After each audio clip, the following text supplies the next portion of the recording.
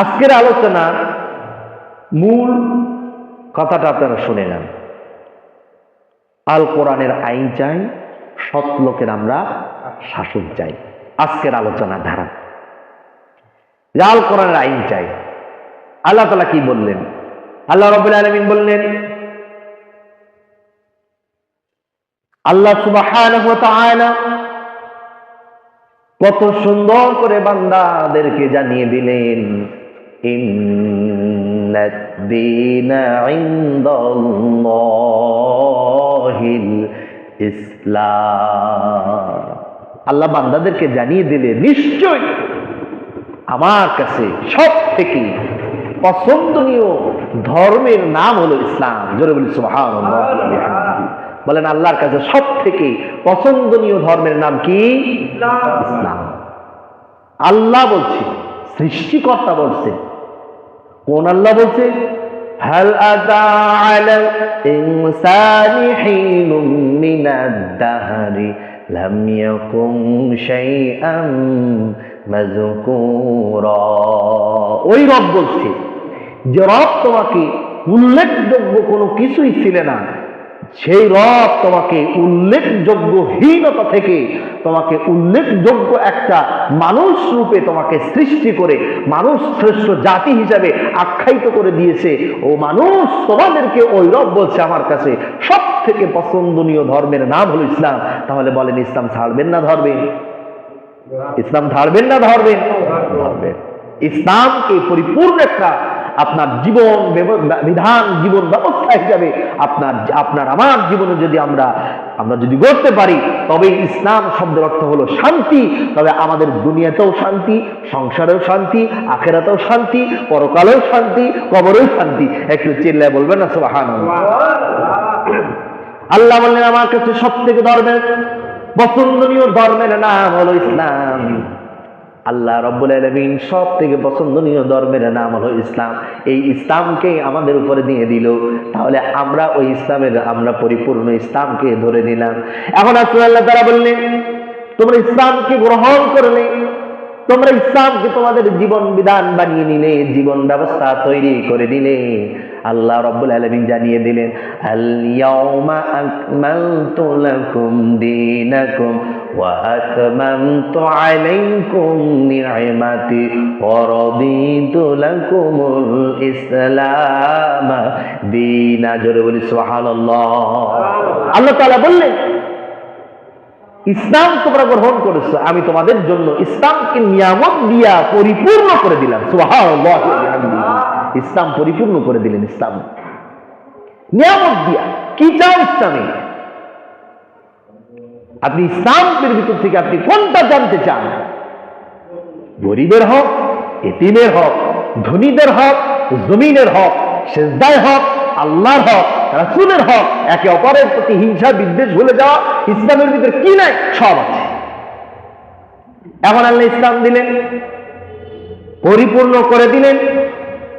আর সেই সাথে সাথে রব্বুল কারীম এত সুন্দর করে আমাদেরকে জানিয়ে দিলেন, লাকাদ আনজালনা ইলাইকুম কিতাবান ফীহি যিকরুকুম আফালা তা'কিলুন। আমি তো তোমাদের কোরআন অবতীর্ণ করে দিয়েছি তোমাদের জন্য, এরপরেও কি তোমরা সংশোধন হবে না? আফালা তা'কিলুন। এরপরেও কি তোমরা কোরআন থেকে উপকৃত হবে না? কোরআন থেকে তোমাদের উপদেশ গ্রহণ করবে না? আমি তো কোরআন মানব জাতিদের জন্য আমি কোরআন অবতীর্ণ করে দিয়েছি। জোরে বলে সুবহানাল্লাহ ওয়া বিহামদিহি। বলেন, কোরআন নাজিল করেছেন কে? আল্লাহ। আওয়াজটা এমন হলে হবে না, আওয়াজ একটু জোরে দিতে হবে। বলেন, কোরআন অবতীর্ণ করেছেন কে? আল্লাহ। এই রব আবার বললেন যে আমার কাছে সব থেকে পছন্দনীয় ধর্মের নাম ইসলাম। সব থেকে পছন্দনীয় ধর্মের নাম ইসলাম। এখন আপনার আমার পরিচয় দিতে গিয়ে বলে, আপনি কোন ধর্মের মানুষ? আপনি আমি বলবেন ইসলাম ধর্মের মানুষ। কথা বলেন, কোন রবের সৃষ্টি তোমরা? বলবেন আমি আল্লাহর রবের সৃষ্টি মাখলুক মানুষ। কোন নবীর আদর্শের আদর্শিত তোমরা? বলবেন বিশ্ব নবীর আদর্শে আদর্শিত আমরা। সুপ্রিয় মুসলিম বৃন্দাবান, এখন আসুন কোরআন এমন একটি কিতাব, কোরআন দিয়ে যদি আপনি নামাজ পড়লে যদি নামাজের ভিতরে ব্যাঘাত সৃষ্টি না হয়, কোরআন দিয়ে যদি আপনি মোনাজাত করেন, মোনাজাতের ভিতরে যদি ব্যাঘাত সৃষ্টি না হয়, কোরআন দিয়ে যদি আপনি মানুষকে শেফা দিয়ে দেন, যদি আপনি ঝাড়ফুঁক করে দেন, যদি সুস্থ হয়ে যায়, আর কোরআন দিয়ে যদি বাড়িতে মিলাদ পড়ান, বাড়ির বালা মুসিবত যদি দূর হয়ে যায়, কোরআন তেলাওয়াত করে যদি আপনি দোকানে তেলাওয়াত করায় যদি আপনি দোকানের বালা মুসিবত দূর করতে পারেন, কোরআন তেলাওয়াত করে যদি আপনি আপনার পিতামাতার কবরের আযাবের জন্য দোয়া করতে পারেন, সেটা যদি আল্লাহ মাফ করতে পারে, একটু আপনাদের জ্ঞান বিবেক দিয়া আপনারা একটু সর্বোচ্চ স্বরে আওয়াজ দিয়ে বলবেন, কোরআন দিয়ে যদি এত কিছু করলে যদি শান্তি হয়, তাহলে কোরআন দিয়ে পার্লামেন্ট চললে, রাষ্ট্রীয় চললে, বলেন সমাজে শান্তি আছে না? না। কোরআন দিয়ে এত কিছু করলাম, যদি এটাতে শান্তি হয়, অবশ্যই অবশ্যই কোরআন দিয়ে যদি রাষ্ট্র পরিচালনা হয়, সংসার পরিচালনা হয়, কোরআন দিয়ে যদি নেতিবাচক বিচার ফয়সালা হয়, তাহলে আল্লাহর জমিনে, আল্লাহর আরশের নিচে সুখ আর শান্তিতে পরিণত হয়ে যাবে। জোরে বলি সুবহানাল্লাহ। দৃষ্টান্ত প্রমাণ, দৃষ্টান্ত জ্বলিজন্ত প্রমাণ। আপনারা বলুন, নবী করিম সাল্লাল্লাহু আলাইহি ওয়াসাল্লাম যখন আগমন ঘটেছিল, নবুয়ত পেয়েছিলেন, এমন একটি যুগে রাসূল এসেছিলেন, এই যুগটা আইয়ামে জাহিলিয়াতি যুগে পরিণত ছিল। নাম রাখা হয়েছিল আইয়ামে জাহিলিয়াতি যুগ। খুন খারামি, জেনা, ব্যভিচারী, লুচ্চামি, চাঁদাবাজি, লন্টমি, মানে কি বলেন আপনারা, যত নিম্ন স্তরের কাজ আছে সব হতো। কথা বলেন, হতো। তাহলে এই এই এই যন্ত্রণাদায়ক নোংরা ঘৃণিত সমাজকে আল্লাহর রাসূলের মেহনতের মধ্য দিয়েই সর্বশেষ যেটা প্রমাণিত হয়েছিল, যে প্রমাণ হলো যে আল্লাহর রাসূলের যুগটাই ছিল সব থেকে স্বর্ণের যুগে লিপিবদ্ধ করে লিখে রাখার মতো একটা যুগ, সুন্দর একটা যুগময় ছিলেন আল্লাহ রাসূলের যুগ। জোরে বলি সুবহানাল্লাহ। তাহলে আয়ামে জাহিলিয়াতি যুগটাকে পরিবর্তন করে স্বর্ণের যুগে, সোনার যুগে পরিণত করলো, বলেন কি দিয়া? কোরআন দিয়া। সুবহানাল্লাহি ওয়া বিহামদিহি। তাহলে আল্লাহ রাসূল যদি আয়ামে জাহিলিয়াতি যুগটাকে যদি কোরআন দিয়া যদি পরিচালনা করার কারণে যদি স্বর্ণের যুগে পরিণত হয়, তাহলে আমরা এখন খুন খারামি, জেনা, ব্যভিচারী, লুচ্চামি, বাটপাড়ি, চাঁদাবাজি, দখলবাজি আমরা এই কোরআন দিয়ে পরিচালনা করলে আমরা সোনার যুগে পরিণত করতে পারবো কিনা? চিল্লায় বলতে হবে, ঠিক কিনা? সম্মানিত মুসল্লিবৃন্দ, কথায় কথা এসে যায়। গত কয়েকদিন আগে একটা নিউজ দেখলাম যে কুত্তার বাচ্চা মেরেছে বলে তাকে মামলা হয়েছে, এমনকি গ্রেপ্তার করা হয়েছে। কথা বলে, দুঃখজনক হলেও সত্য। গত একদিন আগে দেখলাম আমার এক বোন তার মুখের জবান দিয়ে নিজেই বলছে, আমার সঙ্গে যে অপকর্ম হয়েছে, নিম্ন পদে তো 10 জন হবেই। একটু নাউজুবিল্লাহ বলবেন না? আমাকে পরীক্ষার হল থেকে পরীক্ষা শেষে আমাকে উঠিয়ে নিয়ে যে আমার সঙ্গে যে ধর্ষক করা হয়েছে, নিম্ন পদে 10 জন তো হবেই। পুরুষেরা দেখেছে, নারীরা দেখেছে, আমাকে কেউ একটু ঠেকায়নি। এমন জাহিলিয়াতি যুগে আমরা এসে গিয়েছি। আমরা চাই কুকুর মারলে যদি বিচার হয়, এই আল্লাহর জমিনে কুকুর মারলে যেমন বিচার হয়েছে, ব্রাউ মারলে যেমন বিচার হয়েছে, খুন করলে যেমন বিচার হয়েছে, আমার মন ভক্ষিত হয়েছে, এত বাংলার জমিনে বিচার হবে, চিল্লা বলতে হবে, সে কেনা। আমরা এই যুগটা দেখতে চাই। চাঁদাবাজি করলে বিচার হবে, খুন খারামি করলে বিচার হবে, কোরআনের আইন দিয়েই হবে। কোরআনের আইন দিয়ে হবে ইনশাআল্লাহ। বলেন ইনশাআল্লাহ। আল্লাহ তাআলা জানিয়ে দিলেন, ওয়ামান লাম ইয়াহকুম বিমা আনজালাল্লাহু ফাউলাইকা হুমুজ জালিমুন। জমিনের উপরে যারা ক্ষমতা পায়, জমিনের উপরে যারা বিচার ফয়সালা করে, আল্লাহর জমিনে আল্লাহর বান্দা হয়ে আল্লাহ এবং আল্লাহর রাসূলের কোরআনের ফয়সালা অনুযায়ী, কোরআনের মত অনুযায়ী, কোরআনের মতদর্শ অনুযায়ী, কোরআনের ফয়সালা অনুযায়ী যারা বিচার ফয়সালা করে না, ফাউলাইকা হুমুজ জালিমুন, আল্লাহ তাআলা বললেন তারা হলেন জালিম। তারা হলো জালিম। যারা কোরআন দিয়া, যারা আল্লাহ রাসূলের সুন্নাতের আদর্শ দিয়ে, আল্লাহর হুকুম দিয়া যারা বিচার ফয়সালা করে না, তারা হলো জালিম। এক জায়গায় বললেন জালিম, আর এক জায়গায় বললেন ওয়ামান লাম ইয়াহকুম বিমা আনজালাল্লাহু ফাউলাইকা হুমুল কাফিরুন। যারা বিচার ফায়সালা করে না তারা হলো কাফের। আর এক জায়গায় বললেন ওমাল্লাম ইয়াহকুম বিমা আনজালাল্লাহু ফাউলাইকা হুমুল ফাসিকুন। আর এক জায়গায় বললেন যারা বিচার ফায়সালা করে না তারা হলেন ফাসিক। যারা কোরআন দিয়ে বিচার ফায়সালা করবে না তারা হলো জালেম, তারা হলো ফাসিক, তারা হলো কাফের। আমরা চাই কোরআন দিয়ে বিচার ফায়সালা হোক আর সৎ লোকের শাসন হোক, আমাদের উপর আল্লাহর রহমত অবতীর্ণ হতে থাকুক। জোরে বলি সুবহানাল্লাহ। সম্মানিত মুসল্লিবৃন্দ, আমার নবী করিম সাল্লাল্লাহু আলাইহি ওয়াসাল্লাম বলেন কাল কিয়ামতের দিন মুসিবতের সময় কেউ কারোর জন্য কোনো কাজে আসবে না। মুসিবতের সময় সূর্য থাকবে মাথার উপরে। আল্লাহ রাসূল সাল্লাল্লাহু আলাইহি ওয়াসাল্লাম বলেন ওই মুসিবতের সময় 7 শ্রেণীর মানুষ আল্লাহ রব্বুল আলামিনের রহমতের আরশের নিচে ছায়া পাবেন। জোরে বলি সুবহানাল্লাহ। সম্মানিত মুসল্লিবৃন্দ, আমার আল্লাহ সুবহানাহু ওয়া তাআলা ওই কঠিন মুসিবতের সময় কেউ কারোর কোনো কাজে আসবে না, যার যন্ত্রণা সেই ভোগ করবে। নবী করিম সাল্লাল্লাহু আলাইহি ওয়াসাল্লাম বলেন এই আরশের নিচে 7 শ্রেণীর মানুষ স্থান পাবে। জোরে বলি সুবহানাল্লাহ। বলেন কয় শ্রেণীর মানুষ? আওয়াজ দিয়ে বলুন কয় শ্রেণীর? বুঝেছেন আপনারা? তাহলে 7 শ্রেণীর মানুষ ওই আরশের নিচে রহমতের ছায়া তলে তারা স্থান পাবে। 7 শ্রেণীর মানুষ। তাহলে 7 শ্রেণীর মানুষের কথা শোনার দরকার আছে না? শুনবেন আপনারা? শুনবেন? সময় কম, বেশি সময় নিব না, জাস্ট 20 হয়ে যাবে, আমরা সালাম দিয়ে দেবো। যদি আপনারা সকাল সকাল কখনো আসতে পারেন সেই দিন মন খুলে কথা বলবো। আপনারা আস্তে আস্তে আসেন, 1টায় 5:10 এই সময় আলোচনা শুরু হয় না, বলাও যায় না, 5 মিনিট আলোচনা শেষ করা যায় না। আপনারা আসবেন একটু সকাল সকাল। তাহলে আসুন, 7 শ্রেণীর মানুষ আরশের নিচে ছায়া পাবে। তার ভিতরে 1 শ্রেণীর মানুষের কথা উল্লেখ করব। 1 শ্রেণীর মানুষ আরশের নিচে ছায়া পাবে, সেটা হলো ন্যায় বিচারক বাদশাহ। সুবহানাল্লাহ।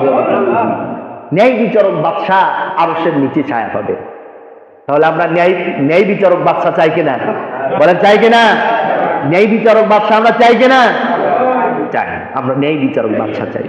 এখন আসুন, আল্লাহ রাব্বুল আলামিন বলেন তোমরা যদি ন্যায় বিচারক বাদশাহ যদি তোমরা চাও তাহলে কেমনে চাইবে আল্লাহ জানিয়ে দিলেন ওয়া'আদাল্লাহু আল্লাযীনা আমানু ওয়া আমিলুস সালিহাতি সায়াস্তাখলিফান্নাহুম ফিল আরদি কামাস্তাখলিফাল্লাযীনা মিন ক্বাবলিহিম। আল্লাহ রাব্বুল আলামিন বলেন তোমাদের মধ্যে যারা ঈমান আনে সৎ কর্ম করে আল্লাহ তাদের প্রতিশ্রুতি দিয়েছেন তিনি তাদের জমিনের উপরে ক্ষমতার দায়িত্ব দিয়ে দেন। জোরে বলি সুবহানাল্লাহ। যারা সৎ লোক, যারা ঈমান এনেছে, সৎ কর্ম করে, আল্লাহ রাব্বুল আলামিন তাদের প্রতিশ্রুতি দিয়েছেন যে আমি এই ধরনের মানুষদেরকে আমি ক্ষমতার দায়িত্ব দিয়ে দিই, আমি তাদেরকে পার্লামেন্টে বসিয়ে দিই। কুলিল্লাহুম্মা মালিকাল মুলকি তুতিল মুলকা মান তাশা ওয়া তানজিউল মুলকা মিম্মান তাশা ওয়া তুইজ্জু মান তাশা ওয়া তুযিল্লু মান তাশা।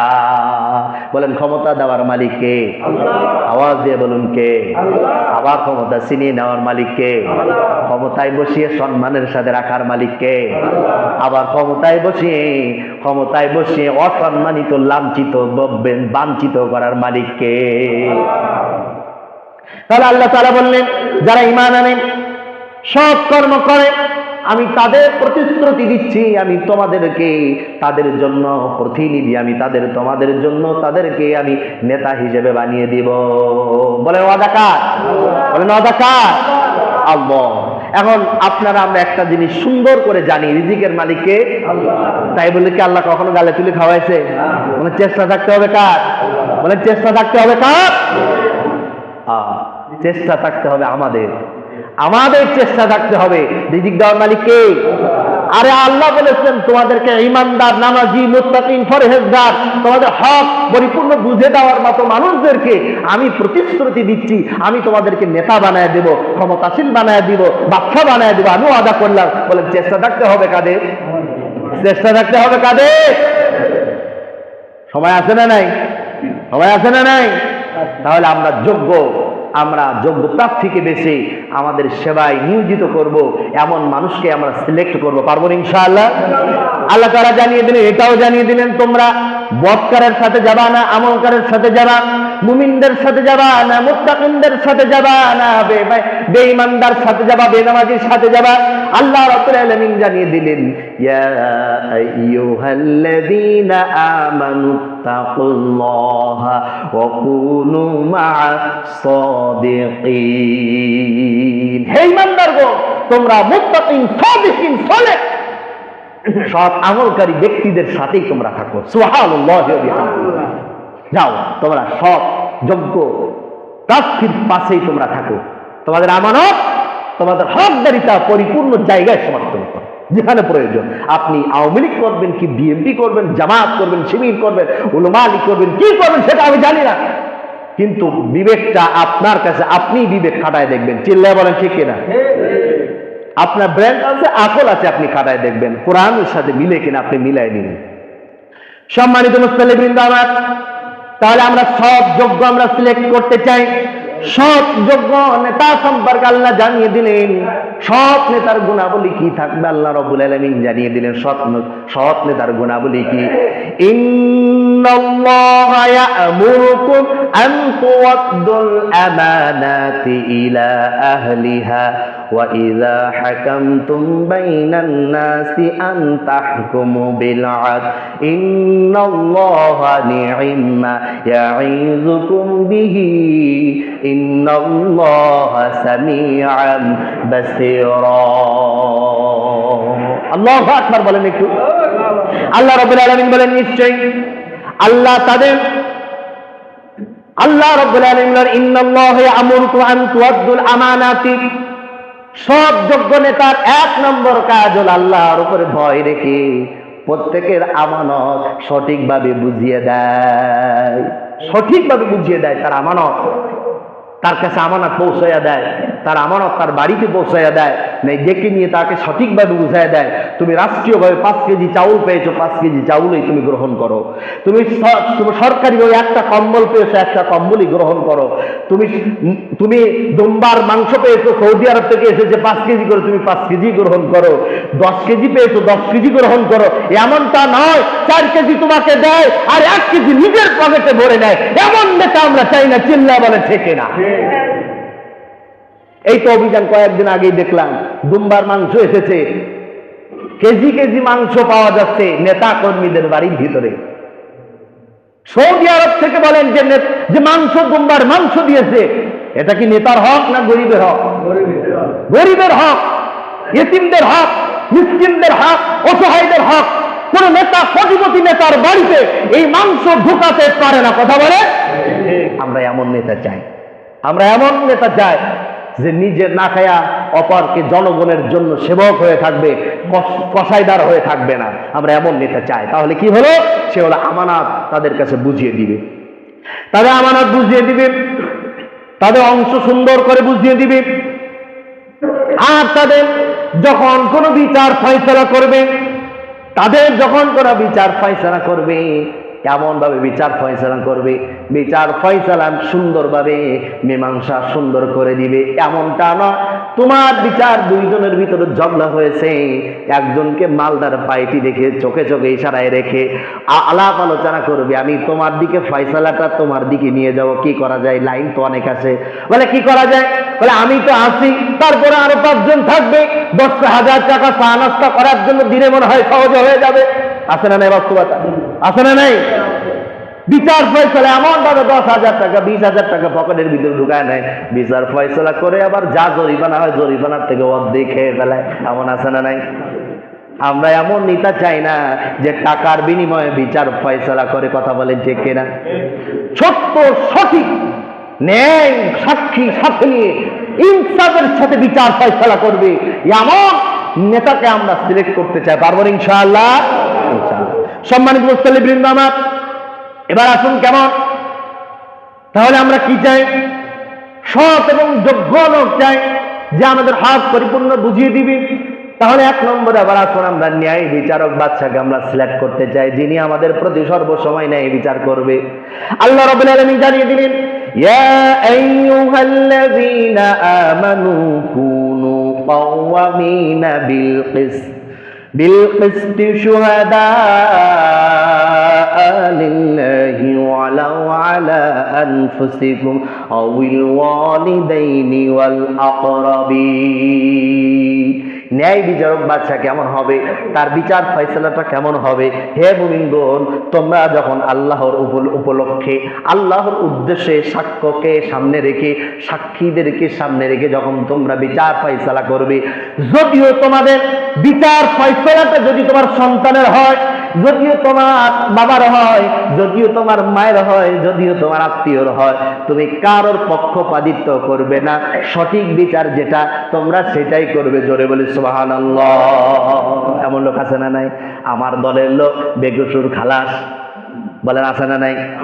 আমার পক্ষের লোক বেকসুর খালাস, বলেন আছে না নাই?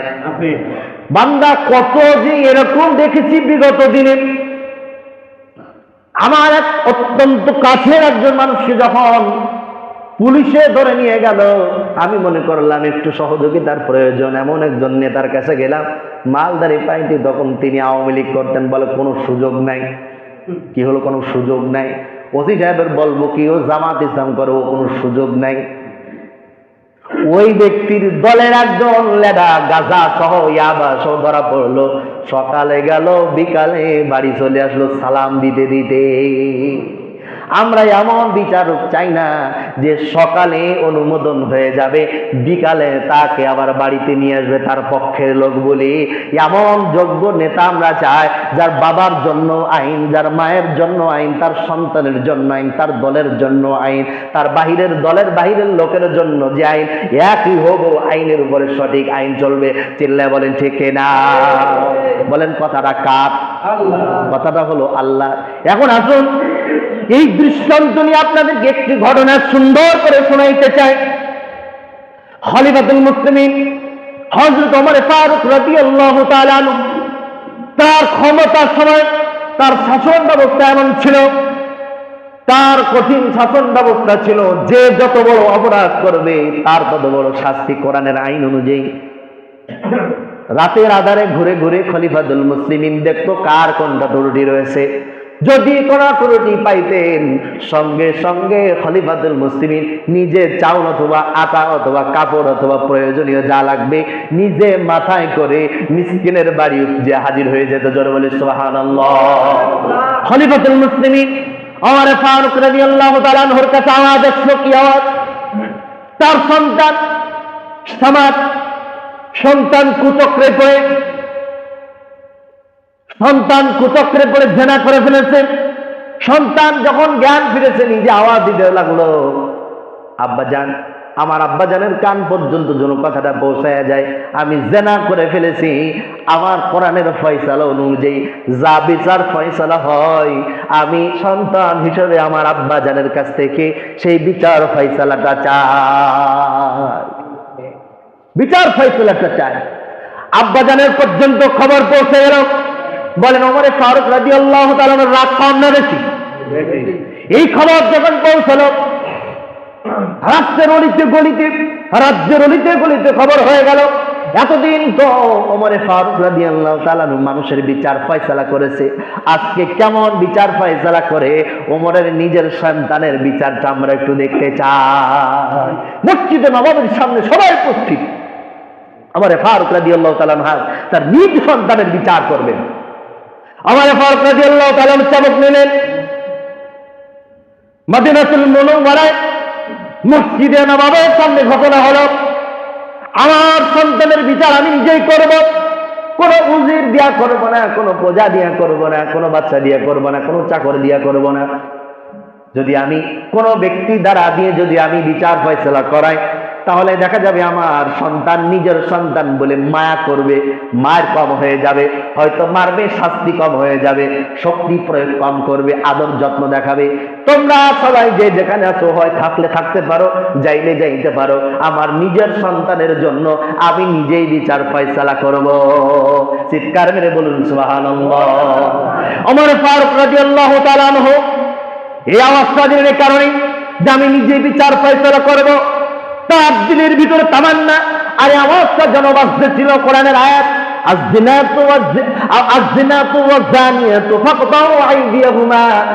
যেন এই আওয়াজটা বারবার বাজতেছিল, যদি কোনো নর এবং নারী বিবাহের আগে যদি জেনায় লিপ্ত হয়ে যায়, 100 বেতের আঘাত করে তাকে জমিন থেকে বিদায় করে দাও।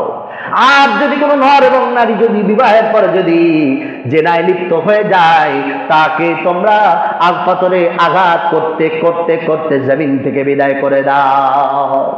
ওমর ফারুক রাদিয়াল্লাহু তাআলা আনহু এটা জানলেন, আজকে আমার সন্তান এই অপরাধ করেছে, আমি কোরআনের আইন দিয়ে সঠিকভাবে নিজের সন্তানের জন্য আমি বিচার ফয়সালা করব। চাবুক হাতে নিলেন, সন্তানকে সামনে নিলেন, চাবুক হাতে নিয়ে একটানা 10টা চাবুকের আঘাত করলেন, শক্তি প্রয়োগ করে যতটুকু শক্তি আছে। সবার জমিনে চাবুকের 10টা আঘাত যখন পাইলেন, আবার এর শরীরটা ক্ষত বিক্ষত হয়ে গেল। মসজিদে নবাবের সামনে জামিনের উপরে সামার টলে পড়ে গেল, 10টা মারা হয়ে গেল। বাকি রইল কয়টা? বলেন কয়টা? এটা আওয়াজ দিয়ে বলুন কয়টা? আপনারা শুনতেছেন না? থাকবে? সময় তো বেশি হয়েছে, থাক থাকবে। ওমর ফারুক রাদিয়াল্লাহু তাআলা বললেন, 10টা হয়েছে, তোমার এখনো 90টা বাকি রয়েছে। আবার উঠালেন, আর 10টা শুরু করলেন। বলেন 10 আর 10 কয়টা হলো? আওয়াজ দিয়ে বলুন কয়টা হলো? বলেন বাকি থাকলো কয়টা? 80টা বাকি থাকলো। আবার জমিন থেকে আবার জমা হলো, আবার 10টা মারলেন। সবার শরীর কেটে কেটে রক্ত পড়তেছে। চাবুকের আঘাত, চাবুকের আঘাত পেয়ে তার শরীরটা কেটে গেল আর রক্ত পড়তেছে, 30টা হয়ে গেল। সন্তান আর সহ্য করতে পারে না। ওমর দাঁড়ায় আছে, পাশে ছিল সামারের মা। ওমরের স্ত্রী এসে বলে, ও গো প্রাণের স্বামী, তোমার কি মায়া হয় না? এটা হলো নিজের সন্তান। ওমর চোখটা গরম করে বলল, আমার স্ত্রী, এটা আমার সন্তান। সন্তান যেমন অপরাধ করেছে, ওই আল্লাহ এক বিন্দু একটা চাবুক কম থাকতে বিধান অনুযায়ী আমি ওমর ছেড়ে দিব না। ধমক দিলেন, স্ত্রী সরে গেল। 30টা মারা হলো, আবার 10টা মারলেন, 40টা হয়ে গেল। এইভাবে 50টা মারলেন। 50টা মারার পরে আবার যখন চাবুক মারতে গেলেন, মা সহ্য করতে পারে না সন্তানের যন্ত্রণা। মা এসে বলে, সন্তানের 50টা হয়ে গিয়েছে, প্রয়োজন হয় তুমি আমার খোকারে ছেড়ে দাও, আমার শরীরে 50টা আঘাত করে দাও। ওমর বলে, প্রাণের স্ত্রী, তোমার ছেলে অপরাধ করেছে, তোমার ছেলে পাবে। আল্লাহ তো কোথাও বলি নাই যে 5টা 10টা অমুক পাবে আর 5টা 10টা আর একজন দিয়ে শোধ হবে না। আমার আল্লাহ রাব্বুল আলামিন বলেছেন, আয-যিনাতু ওয়াজ-জানি ফাজলিদু কুল্লু ওয়াহিদিম মিনহুমা। আল্লাহ রাব্বুল আলামিন জানিয়ে দিয়েছে 100টা আমার চাবুকের আঘাত করতে হবে, আমি 100টাই মারব। ওমর এইভাবে নিজের সন্তানের চতুর সাইডে মদিনাতুল মুনাওয়ারার সকল মানুষ ভিড় করতেছে, আজকে দেখতেছে যে ওমর নিজের সন্তানের বিচার নিজেই করতেছে। কেমন বিচারক তিনি ছিলেন? সন্তানের বেলায় ছাড় দিয়েছে?